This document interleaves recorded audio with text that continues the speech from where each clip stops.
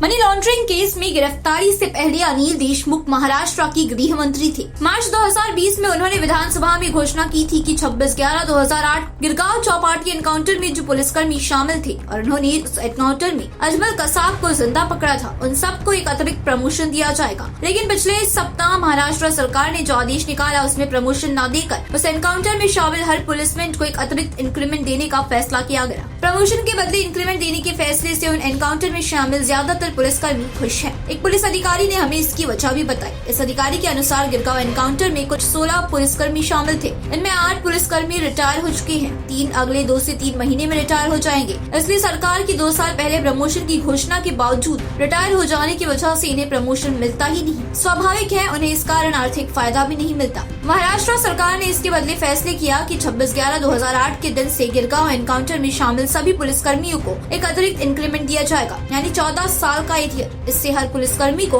उनकी पोस्ट के हिसाब से अच्छा खासा रुपए मिलेगा। जो रिटायर हो गए हैं उन्हें भी। इस वक्त यदि कोई इंस्पेक्टर रैंक के पद पर है तो उसके अकाउंट में कम से कम 10 लाख रुपए एरियर के रूप में जरूर ट्रांसफर होंगे। गिरगांव एनकाउंटर में बहादुर असिस्टेंट सब इंस्पेक्टर तुकाराम ओमले भी शामिल थे, जो उसमें शहीद हो गए थे। केंद्र सरकार ने उन्हें मरणोपरांत अशोक चक्र दिया। उनकी बेटी भारती ओमले को क्लास 1 ऑफिसर की नौकरी दी और परिवार को एक पेट्रोल पंप भी दिया। अजमल कसाब और उसके साथी अबू इस्माइल के गिरगांव की ओर जाने की सूचना तब से पुलिस सिपाही अरुण जाधव ने वायरलेस से दी थी, लेकिन सरकार ने जाधव को इंक्रीमेंट नहीं दिया। जाधव सरकार के इस फैसले से नाराज भी हैं। उन्होंने हमसे बातचीत में कहा कि उन्हें भी इंक्रीमेंट दिया जाए। इसके लिए वो सरकार को जल्द ही अर्जी देंगी। मुंबई पुलिस के एक अधिकारी के मुताबिक महाराष्ट्र सरकार ने अरुण जाधव की बेटी धनश्री को एग्रीकल्चर डिपार्टमेंट में डिप्टी डायरेक्टर की नौकरी दी, साथ ही 10% कोटे से एक घर भी। इसलिए सरकार ने 26/11 के हर हीरो को उनकी बहादुरी का किसी न किसी तरह इनाम दिया। 26/11 की रात कामा अस्पताल से निकलने के बाद अजमल कसाब और अबू इस्माइल नामक आतंकी कामा अस्पताल के पास मुंबई पुलिस की स्पेशल ब्रांच यानी SB1 से सटी गली में छिप गए। मुंबई पुलिस को इसकी भनक नहीं लगी थी, इसलिए ये मानकर कि आतंकी अब भी कामा अस्पताल में है, इन्हें पकड़ने के लिए हेमंत करकरे, अशोक कामटे, विजय सालस्कर, अरुण जाधव सहित आधा दर्जन से ज्यादा पुलिसकर्मी कामा अस्पताल के पीछे वाली सड़क पर खड़ी पायलुनी के ACP की कॉलेज गाड़ी में बैठकर आगे बढ़े, ताकि कामा अस्पताल के मेन गेट से घुसकर इन आतंकवादियों को घेरा जा सके। लेकिन SB1 की गली में आगे कॉर्पोरेशन बैंक के पीछे छुपे 2 आतंकवादियों ने अंधाधुंध गोलियां चला दी। इसमें गाड़ी का टायर भी पंचर हो गया और गाड़ी के अंदर मौजूद सभी पुलिसकर्मियों को गोलियां लगी। बाद में आतंकवादियों ने कॉलेज गाड़ी से सलास्कर, करकरे और कामटे को बाहर निकाल कर नीचे फेंक दिया और फिर गाड़ी पर कब्जा कर उसे विधान भवन रोड लेकर चले गए। इसके बाद DB मार्ग पुलिस स्टेशन से जुड़े अधिकांश पुलिसकर्मी गिरगांव चौपाटी के बाहर पहुंचे। उन्होंने कसाब को और उसके साथी अबू इस्माइल को घेरा।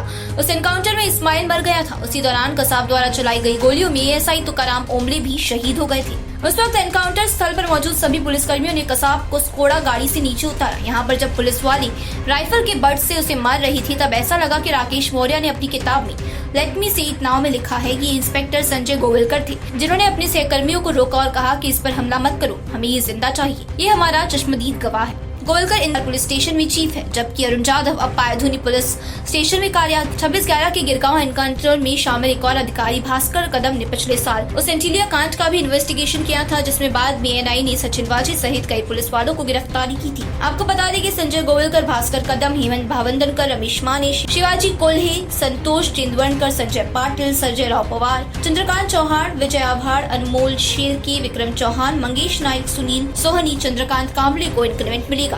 मेट्रो मुंबई के लिए तृप्ति सिंह की रिपोर्ट।